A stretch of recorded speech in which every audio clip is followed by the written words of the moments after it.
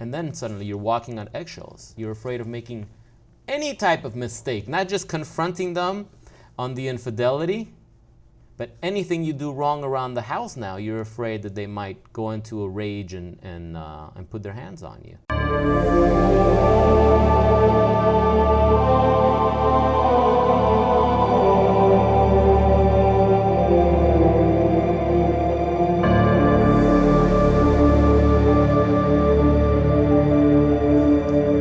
Yo, what's going on, warriors? Welcome back to the show. My name is Kira, and you're watching Psychopath Exposure. Short video today. I want to talk about the blessings of discovering that your narcissist abuser or your toxic ex was cheating on you. It's actually a blessing in disguise, but you got to go through the process. You got to do the work, and you got to see through it to the end. And then you realize, oh, wait a second, this was actually the best thing that ever happened to me. And just a quick comment that inspired this video from, what the heck does this say? I don't even know what it says. Cider Cat. I probably butchered it. That's fine. Thanks, YouTube, for taking away the names. Anyway, discovering the cheating was a blessing from the universe. Painful as it was, because it gave me the impetus to finally get off the narcissistic merry-go-round and see him for who he really is. Yeah, absolutely. I mean, I get comments like this all the time. You guys read them, you guys leave them. You finally see who your partner really was. The mask came off. You saw them for who they truly were. And you knew it all along. You knew it. You felt it in your gut. You were seeing the red flags. People were telling you stuff, but it finally happened. You finally caught them. Yes, you finally caught them. It finally came to fruition. What you feared, your greatest fear, to finally there. But you know what? It was happening. You just finally saw it. It was finally revealed to you. And that was the end of the relationship, wasn't it? As it should be. No questions asked. That's the end of the relationship. And depending on how strong your resolve is, you will see the benefits of this blessing sooner than later.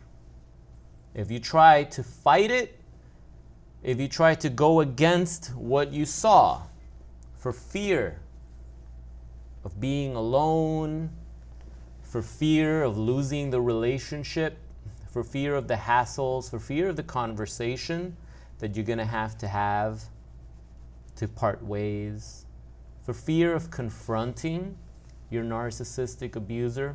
As a matter of fact, let me read another comment on that confrontation, which comes from Jules. And she says, what he's saying is 100% correct in regards to catching the narcissist and confronting them. But just be careful when confronting them, because when they finally excuse me, let me read that again. Just be careful when confronting them.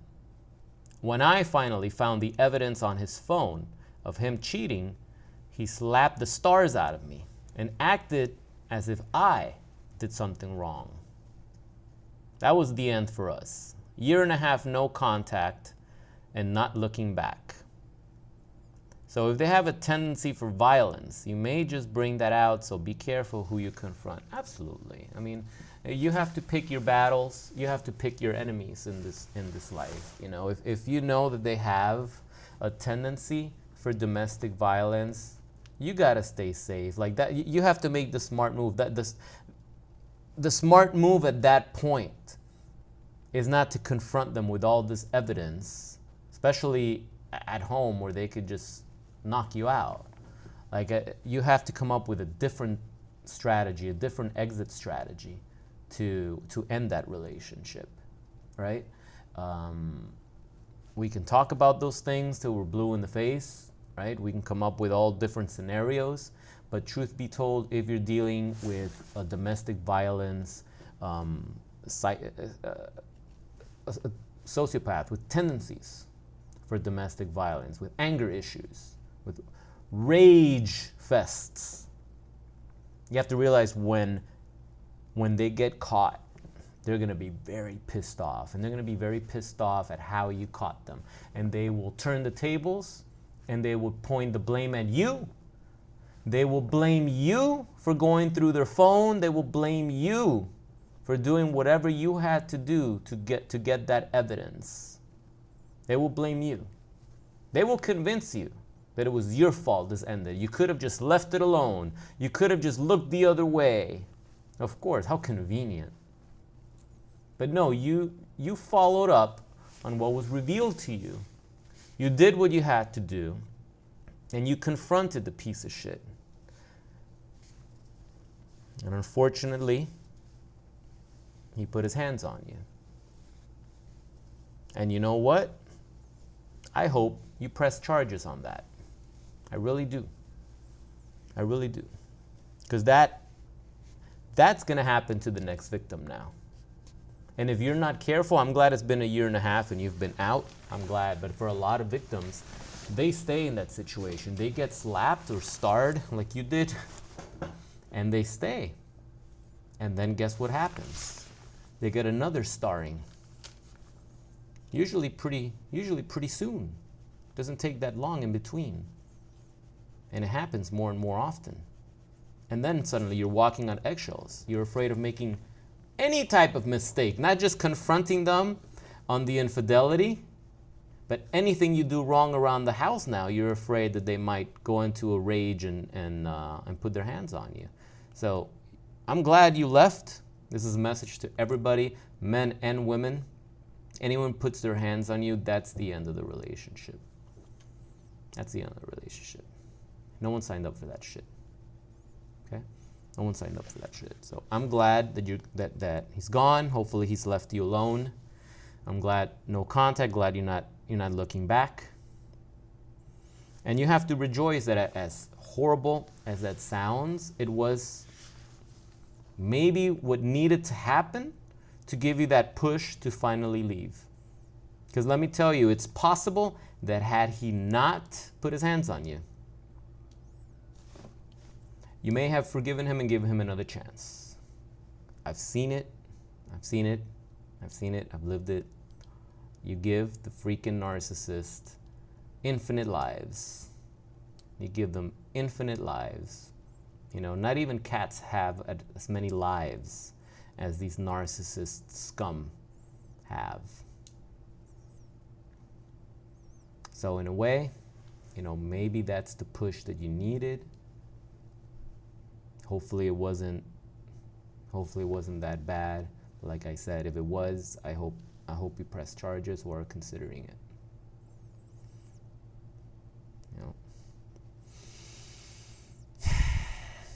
You know, confronting an abuser, you have to understand that there's someone that's doing the things that these psychopaths do. They're fully aware of what they're doing. They're fully aware. They know the consequences and they don't care. When they get caught, they're not gonna just look down and humble down and admit, oh yeah, I fucked up. They're not gonna do that. They're going to gaslight you. They're going to argue. They're going to tell you that your evidence is shit. They're going to dismiss your accusations. They're not just gonna take it in the chin and say, damn. No, they're not gonna do that. If you're waiting for that, you're in another planet. Okay, because that's not gonna happen. That's what normal people would do. And even normal people at some point, they're like, oh man, I can't admit to my crime because I'm gonna get locked up, right? So everybody is gonna like protect themselves. Everyone's gonna protect themselves. So what do you think a scam artist, a narcissist, a psychopath, a deranged sociopath, what do you think they're gonna do? Are they just gonna look you in the eye and just tell you that they're sorry and they're gonna pack up their bags and leave? No, they're gonna put up a fight. They're gonna turn this around on you. So yeah, you are right. You be careful. Be careful when confronting them. Know your enemy. Know your enemy. But a lot of times, even when you know your enemy, you gotta stand your ground. You gotta do what you gotta do. You know why? Because later your brain is gonna remember that you punked out. Later, your brain's going to remember you punked out and that you were afraid of the confrontation. And then when something even remotely similar happens, you're going to freeze. Okay? You're going to freeze. Sometimes you got to go through the shit. I'm not condoning anything that puts your life in danger, but that's subjective. We really don't know. You know? Face your fears, and the death of fear is certain. You know, a lot of times we have fear in our head, we're afraid of doing something, and the minute you stand up to the fear, it goes away. And it's not as bad as you imagined it to be. That's not to say it won't be bad, but a lot of times it's not as bad as you thought. Because when the brain goes into that dark place and comes up with 5,000,000,001 dangerous possibilities, it could get pretty dark in there. It can get pretty dark in there. So, you know, sometimes you really have to confront your enemy. And it's like, what's up? What's up now? You know, confront it. And then it's over.